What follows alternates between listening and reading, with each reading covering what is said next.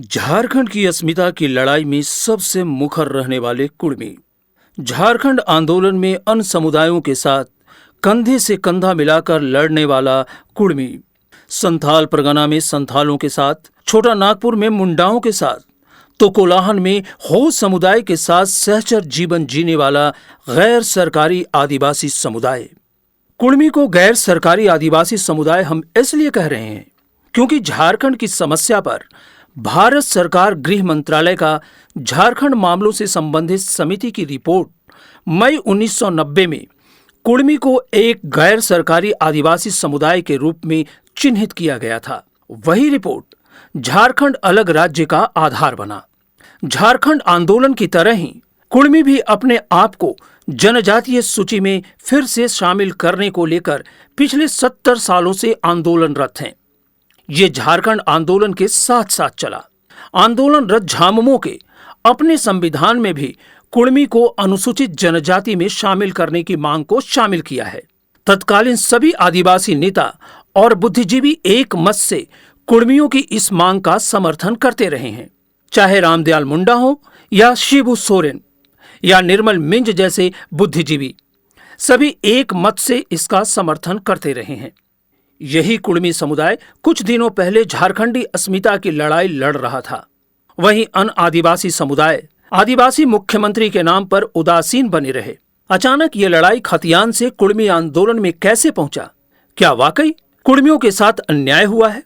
1872 से 1931 तक कुर्मी समुदाय को जनगणना में एनिमिस्ट, अबोरिजिनल ट्राइब तो कभी प्रिमिटिव ट्राइब कहा गया, मगर 1951 की जनगणना में कुर्मी को बिना कोई कारण या नोटिफिकेशन के अनुसूचित जनजाति की सूची में शामिल नहीं किया गया।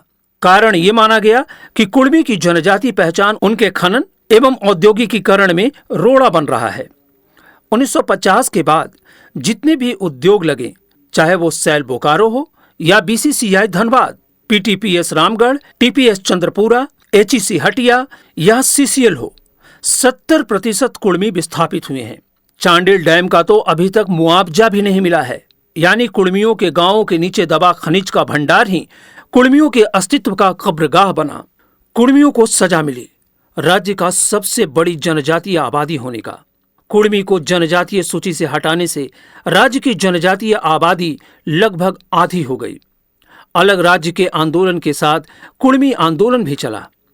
राज्य गठन के बाद ये आशा थी कि कुर्मियों को उनकी पहचान वापस मिल जाएगी, परंतु डोमिसाइल आंदोलन एवं राजनीतिक उतार चढ़ाव में कुर्मी आंदोलन कहीं गौण हो गई। डोमिसाइल आंदोलन के बाद कुर्मियों का रहा अस्तित्व भी खत्म होने के कगार पर आ गया। बिहार के समय जो झारखंड से संबंधित जिले के खतियानी होने की पहचान थी, वो भी खत्म हो गई। बिहार में स्थानीय की पहचान संबंधित जिले के खतियान पर आधारित होती थी। उसी के तहत बिहार के कुर्मी BC 2 में आते थे, झारखंड के कुर्मी BC 1 में आते थे। झारखंड बनने के बाद सत्ता भाजपा के हाथों में रहने का खामियाजा भी कुर्मी को झेलना पड़ा। भाजपा का कोर वोटर बाहरी आबादी रही है। उनके सहूलियत के लिए बिहार की स्थानीय नीति को अंगीकृत करने का मामला भी अधर में लटका रहा।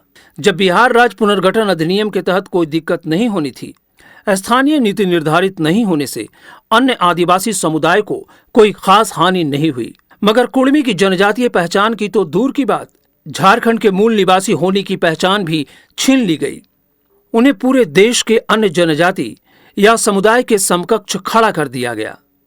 फिर रघुवर की 85 वाली नीति, फिर हेमंत सरकार के मैट्रिक इंटर वाली नीति से अन्य आदिवासी समुदाय को तो कोई खास असर नहीं पड़ा, किंतु मूलवासी के साथ कुर्मी समुदाय को भारी क्षति हुई। BC 1 के रिजर्वेशन की अगर बात करें तो 48% जनसंख्या के बदले 8% रिजर्वेशन है। इसमें कुर्मी की जनसंख्या 24% है। इस सूची में मुस्लिम के अलावा अन्य 150 जातियां भी शामिल हैं। कुर्मी की जनजातीयता की पहचान की बात तो दूर, अब झारखंडियत की पहचान को भी खत्म करने की साजिश हो रही है। इसी कड़ी में बिना OBC आरक्षण में पंचायत चुनाव कराया गया। सवाल है, अब क्या?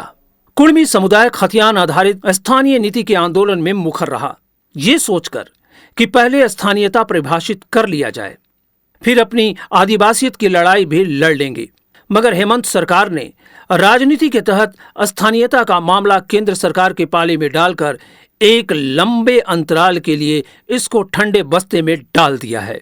इधर केंद्रीय जनजाति मंत्री अर्जुन मुंडा ने अन्य जनजातियों को जनजाति की सूची में शामिल कर लिया है, जबकि वर्षों से रीलिस्टिंग की मांग कर रहे कुड़मी समुदाय को शामिल नहीं किया। प्रतिक्रिया स्वरूप 3 राज्यों में रेल रोको आंदोलन चलाया गया। कई बार ट्राइबल रिसर्च इंस्टीट्यूट ने कुड़मी समुदाय में हिंदुज्म का प्रभाव मानकर जनजातीय सूची में शामिल करने की मांग ठुकरा चुका है।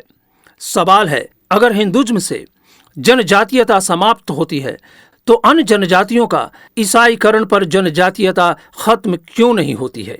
इस बात से भी इनकार नहीं किया जा सकता कि कुड़मी हिंदुज्म से प्रभावित हो रहे हैं, किंतु यह भी सत्य है कि बिना किसी सरकारी संरक्षण के अपनी रूढ़िगत परंपरा को अक्षुण्ण बनाकर रखा है। सरकार की जिम्मेदारी है कि कुड़मी के रूढ़िगत परंपरा को संजोकर रखने में सहयोग करे। अब सवाल है कि कुड़मी कब तक राजनीति का शिकार होते रहेंगे। विशेषज्ञों की माने तो कुड़मी जनजातीयता की सूची में रीलिस्टिंग की योग्यता रखता है, किंतु बड़ी आबादी होने के कारण राजनीति का शिकार हो रहा है। सरकार भी असमंजस में है, अभी तक डीलिस्टिंग का कोई कारण नहीं दे पाया है। अगर कुड़मी का रीलिस्टिंग होगा या फिर अनप्रभावित का डीलिस्टिंग।